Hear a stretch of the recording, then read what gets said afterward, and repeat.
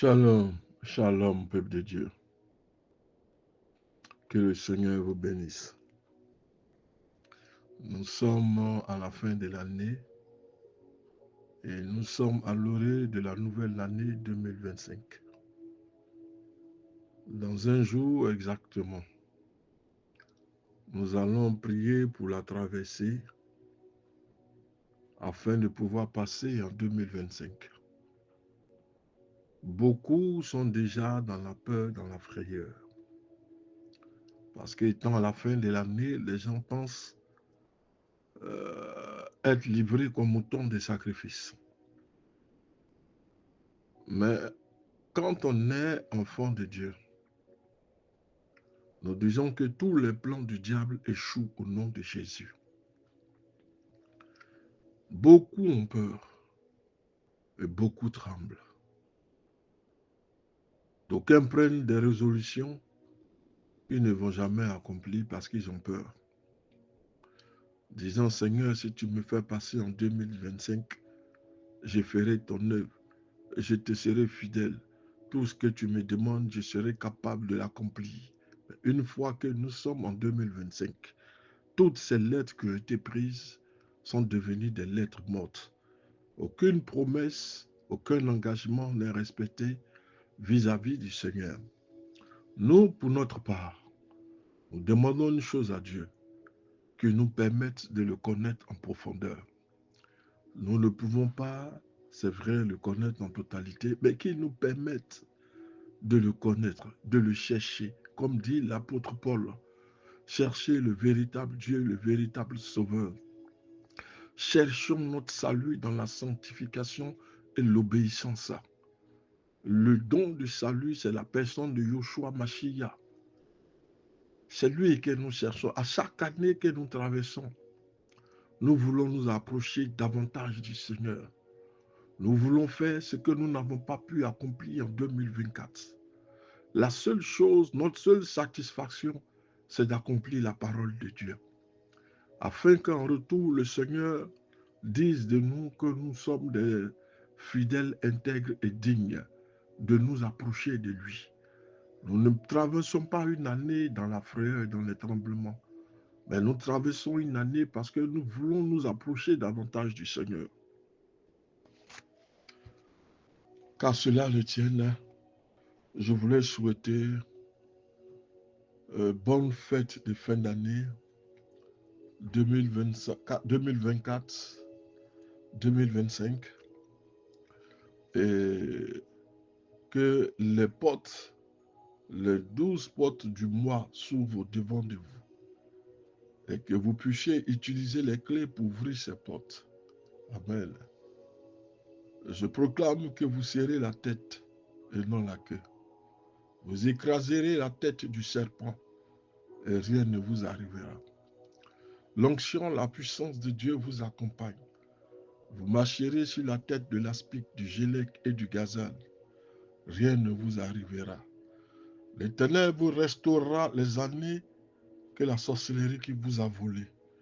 Il vous donnera toutes ces choses. Que le Seigneur vous bénisse. Bonne année 2025. Le thème que je veux voir avec vous, avez-vous besoin de réconfort pour cette année et pour l'année à venir? Psaume 10, le verset 17 à 18. David dit, la prière de David, « Tu entends les vœux de ceux qui souffrent, ô Éternel.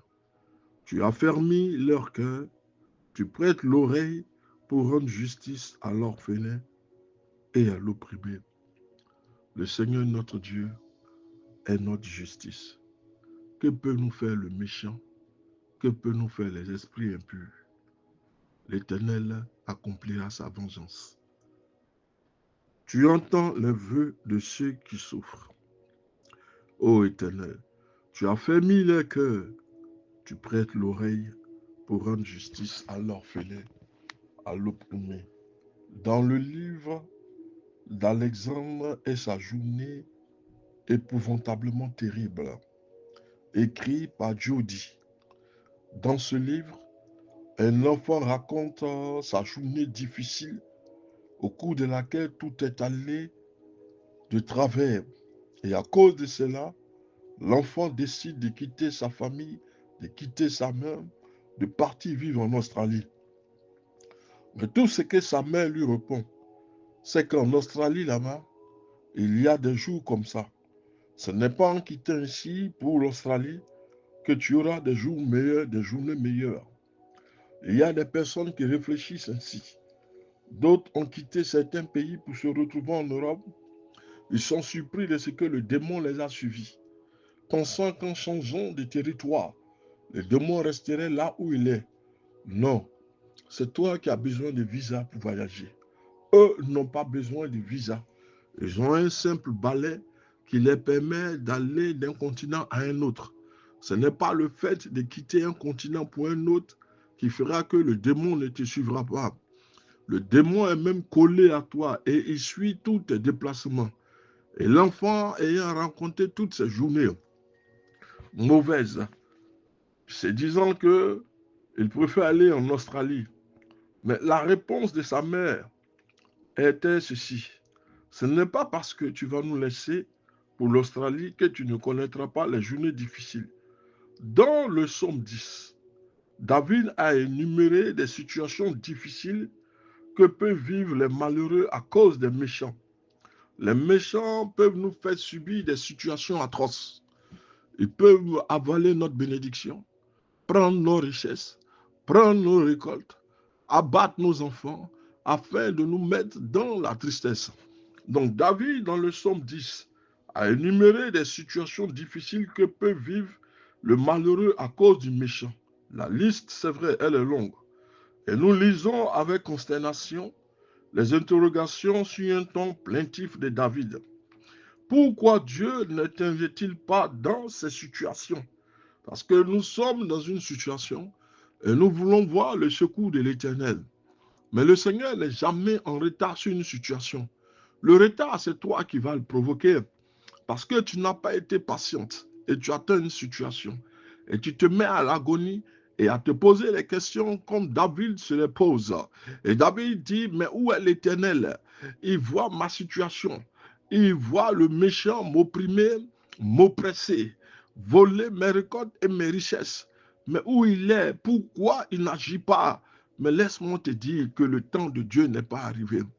Le Seigneur laisse le temps aux méchants de s'attaquer à ta vie afin que la gloire lui appartienne. Job disait, l'Éternel est le dernier qui se lèvera sur ma situation. Satan s'est attaqué à lui. Satan a dévasté sa vie, a tué ses enfants, son bétail. Sa richesse a disparu. Sa femme s'est levée contre Dieu et contre son mari. Elle est partie. On ne sait pas si elle est morte, si elle est partie. Mais une chose est sûre, David dit, l'Éternel, mon Dieu, est le dernier qui se lèvera sur ma situation.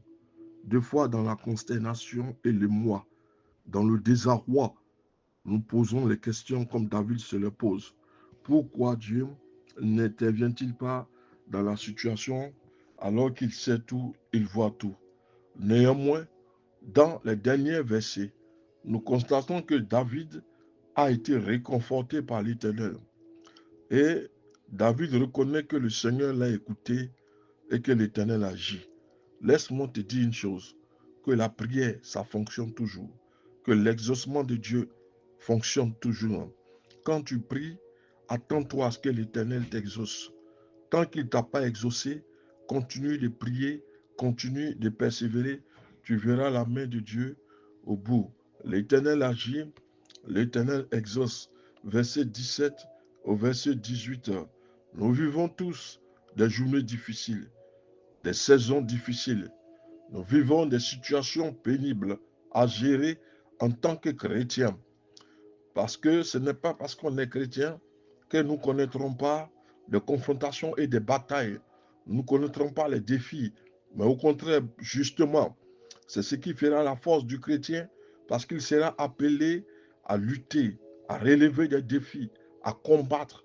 Parce que l'ennemi s'élèvera. L'ennemi ne nous fera pas cadeau. à nous de nous lever pour combattre. Les jeunes, les parents, les personnes âgées, les mariés, les célibataires, tout le monde, en dépit de ce que nous pouvons imaginer de la vie des autres, tout le monde a besoin d'encouragement, a besoin des paroles, des mots d'encouragement afin de se relever, de repartir.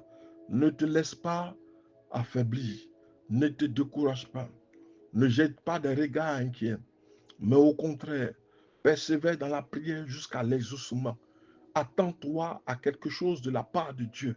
Laisse l'Éternel façonner, faire de ta vie un ornement de gloire. Si la situation est difficile, c'est qu'elle augure d'un lendemain meilleur. Dieu passe par le brisement avant l'élévation. Donc si tu es dans des situations difficiles, dis-toi que l'Éternel est en train de préparer quelque chose de fort, quelque chose de puissant. Tout le monde a besoin d'encouragement. Il nous faut de l'espérance. Et notre Dieu, dans sa fidélité, est déterminé à fournir du réconfort à ceux qui en ont besoin. Jésus dit alors ceci, et moi, je prierai le Père, et il vous donnera un autre consolateur, afin qu'il demeure éternellement avec vous. Nous lisons, béni soit Dieu le Père de notre Seigneur Jésus-Christ, qui nous a apporté un consolateur, le Père des miséricordes, le Dieu de toute consolation. 2 Corinthiens 1, verset 3. Et en outre, nous lisons, le Seigneur est mon berger, sa houlette et son bâton nous rassurent. Somme 23, le verset 4. La houlette et le bâton du berger assurent aux brebis la protection, la direction, tout le long du chemin, jonché de difficultés. Le berger t'accompagnera. Le berger marchera avec toi. Ça ne veut pas dire que tu ne connaîtras pas de difficultés. Tu connaîtras des difficultés, mais le Saint-Esprit, ton consolateur, marchera avec toi. Il t'enlèvera des difficultés. Il te montrera la voie à suivre. Reste seulement dans la prière, le jeûne, la prière, la patience, la persévérance. Alors tu verras la manifestation de la gloire de Dieu. Ne te pose pas de questions. C'est vrai, à un moment donné, la chair peut prendre le dessus, indiquant que le Seigneur, je sais le Seigneur depuis des années, comme Ézéchias aussi l'a fait. Il a dit, Seigneur, je t'ai servi fidèlement pendant 14 ans. Mais comment se fait-il que toute l'armée des Madians, toute l'armée amalécite m'a encerclé? Seigneur, où es-tu?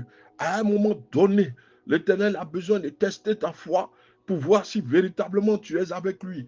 Chaque année, à un moment de ta vie, tu connaîtras des obstacles, des difficultés. Mais après une chose, Dieu t'apprend à relever des défis devant des difficultés. Ne crie pas où est ce Dieu-là, mais relève le défi qui est devant toi.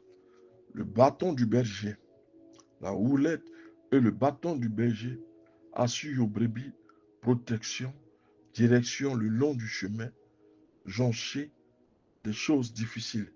Si le Seigneur est notre berger, alors laissons sa houlette et son bâton nous rassurer aujourd'hui. Rappelons-nous que nous avons un consolateur en qui nous avons un consolateur et ce consolateur est déjà suffisant. Il a apporté la consolation à notre âme et à notre cœur. Ce consolateur, Dieu l'a amené afin que nous ne soyons pas dans des perturbations, dans des zones de turbulence, à écouter tout vent de doctrine, tout ce qui vient à nous qui est pollué. Le consolateur nous dira ce qu'il convient de faire. Si nous sentons aujourd'hui que nous sommes loin du berger, rapprochons-nous du berger et relisons la parole de Dieu, le psaume 119, le verset 52. Laissons le consolateur vraiment nous consoler. Que Dieu vous bénisse.